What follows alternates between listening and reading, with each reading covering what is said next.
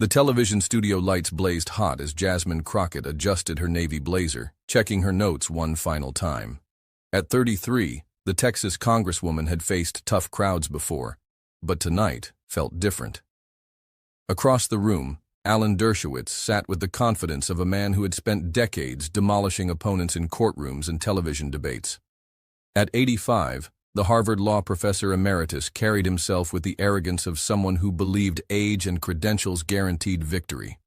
"Representative Crockett thinks she can lecture me about constitutional law," Dershowitz had told producers during the pre-show prep, his voice dripping with condescension.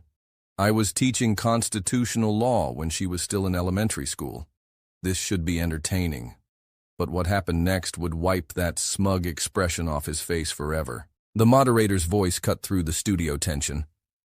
"Tonight we have Harvard law professor Dershowitz facing off against Texas Representative Jasmine Crockett on the constitutional implications of recent judicial decisions. Professor Dershowitz, you've been quite vocal about Representative Crockett's legal qualifications." Dershowitz leaned forward, adjusting his glasses with theatrical precision. "I have serious concerns about elected officials who make constitutional arguments without proper legal foundation. Some people confuse political rhetoric with actual legal scholarship." His eyes locked onto Crockett, clearly expecting her to crumble under the weight of his reputation. The studio audience shifted uncomfortably, sensing the loaded nature of his comment. Crockett's jaw tightened slightly, but her expression remained calm. She had prepared for this moment longer than anyone knew. Before diving deeper into this explosive confrontation, make sure to hit that subscribe button and ring the notification bell so you don't miss any of these incredible political showdowns. Trust me, what happens next will leave you speechless. The camera panned between the two figures, Dershowitz with his practiced courtroom smugness, and Crockett with the quiet intensity of someone who had been underestimated her entire career. Neither knew that the next 20 minutes would fundamentally alter how millions of Americans viewed their credentials, their arguments, and their character. To understand the magnitude of what was about to unfold, you need to know who these two people really were, beyond their public personas. Dershowitz represented the old guard of American legal academia, Harvard Law School professor for over 5 decades, author of dozens of books, defender of famous clients from O.J. Simpson to Jeffrey Epstein. His resume read like a legal hall of fame, and he wore that reputation like armor. At 85, he had become accustomed to intellectual deference, especially from younger politicians whom he viewed as legal amateurs playing in his professional sandbox. But Dershowitz's recent years had been controversial. His association with problematic clients had tarnished his once sterling reputation among many legal scholars. Critics whispered that his best days were behind him, that his arguments had become more about ego than substance. Yet he remained a formidable television presence, using his credentials to bulldoze through debates with younger, less experienced opponents. Tonight, he had come prepared to make an example of Jasmine Crockett. Jasmine Crockett, on the other hand, represented everything Dershowitz seemed to disdain about modern politics. A 33-year-old black woman from Texas, she had worked her way through law school while raising children, built a successful civil rights practice, and won her congressional seat by organizing communities that traditional politicians had ignored.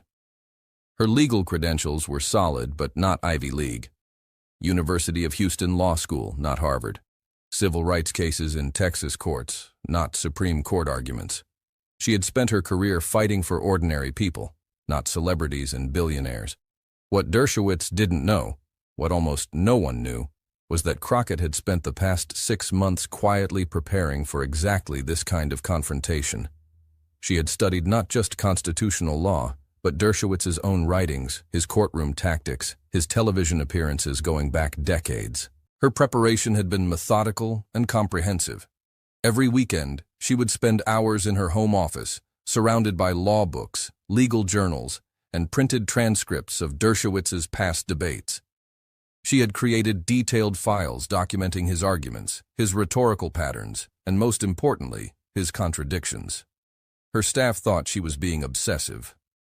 "Congresswoman, you're spending more time studying this guy than most law students spend on their finals," her chief of staff had joked just weeks earlier. But Crockett understood something her staff didn't. She knew that moments like this could define entire careers. She had watched too many brilliant politicians get demolished on television by establishment figures who wielded their credentials like weapons. She had seen promising young leaders retreat from important debates because they feared being embarrassed by more experienced opponents. She refused to be another casualty of intellectual intimidation. Her research had revealed fascinating patterns in Dershowitz's debate style. He relied heavily on appeals to authority, his own authority. He would cite his Harvard position, his famous cases, his published works as if these credentials automatically won arguments. But he often failed to engage with the substance of his opponent's positions, preferring to dismiss them based on perceived inexperience. More tellingly, her research had uncovered numerous instances where Dershowitz had contradicted his own previous positions when it suited his current arguments. He had taken different stances on executive privilege, depending on which president was in office. His views on congressional oversight had shifted based on which party controlled Congress. His constitutional interpretations seemed to bend with political convenience.